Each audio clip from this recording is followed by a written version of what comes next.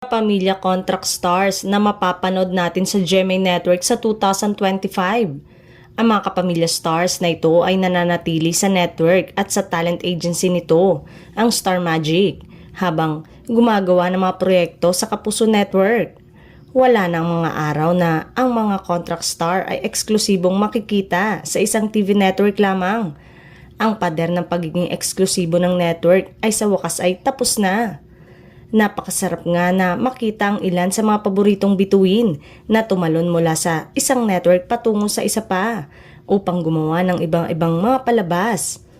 Gaya ni na Kim Domingo sa FPJ Batang Quiapo at Joshua Garcia sa Unbreak My Heart.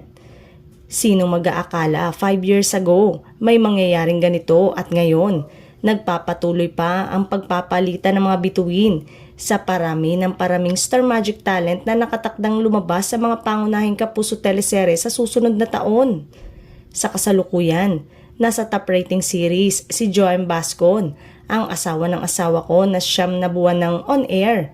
Naging bahagi si Dominic Ochoa ng dating #1 daytime drama Ang Abot Kamay na Pangarap sa loob ng 2 taon. He is set to appear on another Kapuso series again, this time the Sofia Pablo star prinsesa ng City Jail. Ang isa pang Star Magic contract artist na si Desiree Del Valle ang magiging bahagi ng upcoming action drama Ang Mga Batang Riles. Una nang nabalita natin sina Nikki Valdez at John Arcilla na magiging bahagi ng ikalawang season ng pinakamataas na rating ng serye ng 2022 Ang Lolong.